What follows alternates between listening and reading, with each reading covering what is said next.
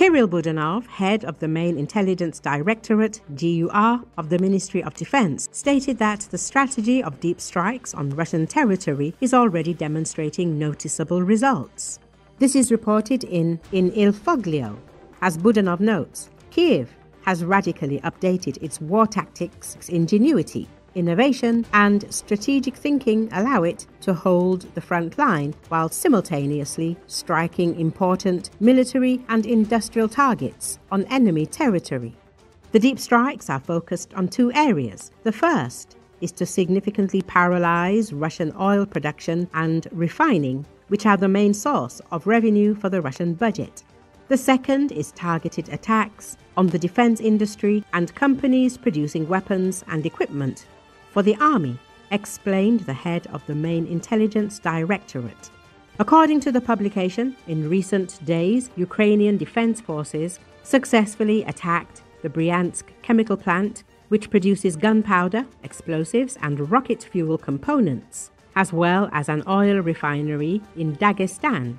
Budanov noted that the difference between Ukrainian and Russian actions is fundamental. We are not waging a deliberate war against the Russian Federation, he emphasized. According to Budanov, Ukraine's deep strikes are already yielding results, as confirmed by official data on the reduction in Russian hydrocarbon and petroleum product exports.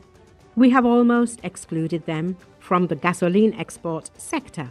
The head of the HUR added that the success of such operations is explained by the fact that Russian air defense systems are not concentrated where they are needed.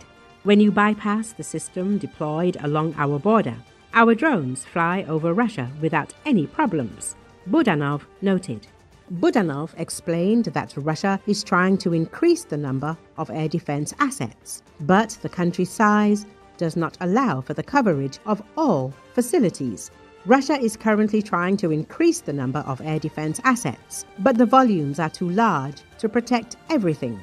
At the same time, Russians are trying to offset losses by increasing exports of crude oil and liquefied gas to balance budget revenues. We are creating problems for the pace of Russian military production, Budanov concluded, commenting on the consequences of the attacks on the Russian defense industry. In these days, progress has been made by the allies of Ukraine. On October the 22nd, the United States Treasury Department announced the introduction of sanctions against the Russian oil giants Rosneft and Lukoil and their subsidiary companies, and the following day the European Union approved the 19th package of sanctions, which also includes an energy blockade. Before moving on to the unity of the support of the Allies, we ask Budanov a specific question, as he likes. Does American intelligence help Ukrainian forces in the deep strikes? Here he is, the laconic Budanov. We are all part of this process. He answers.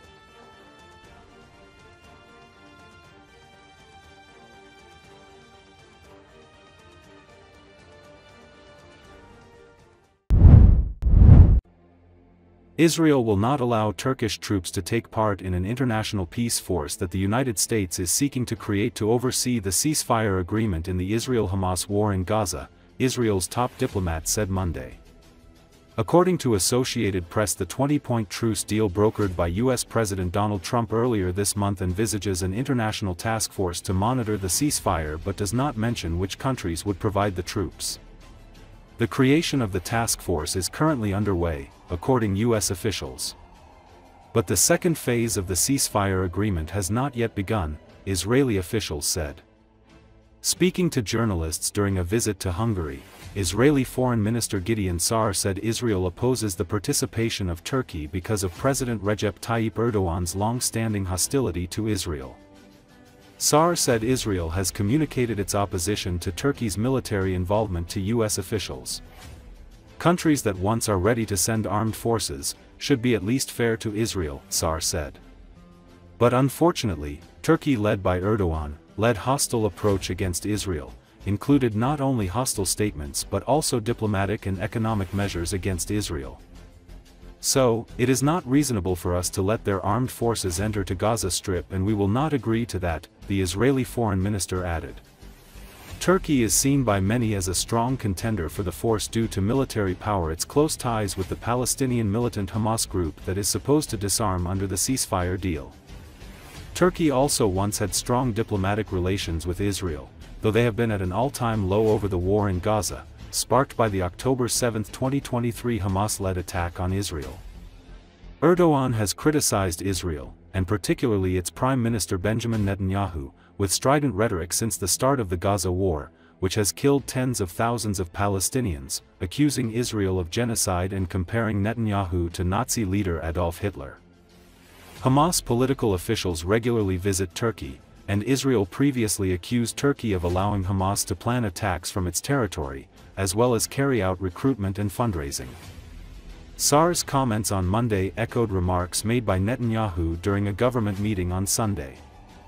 Israel will determine which forces are unacceptable to us, Netanyahu said Sunday. Earlier this month, Turkey, one of the most active contributors of aid to Gaza, appointed a special coordinator to oversee humanitarian assistance to Gaza.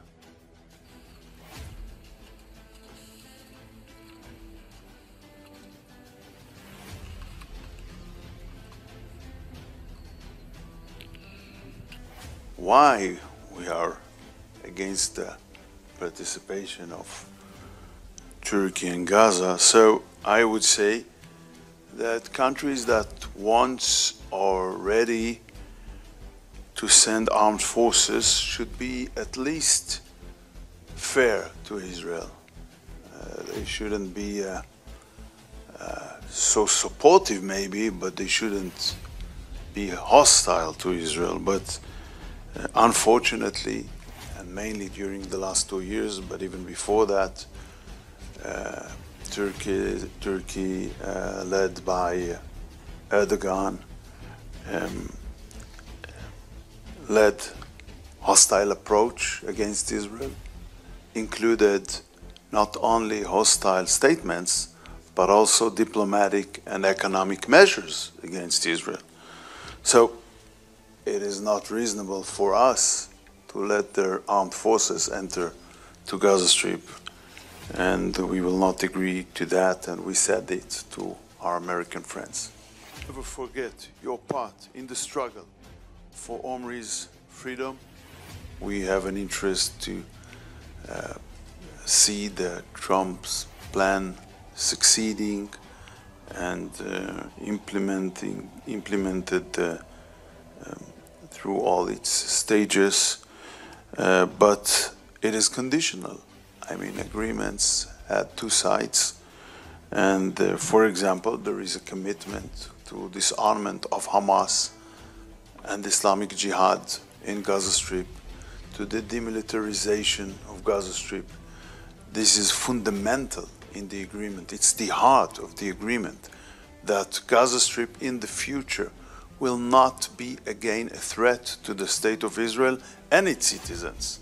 And President Trump had time and again, even during the last days, repeated that.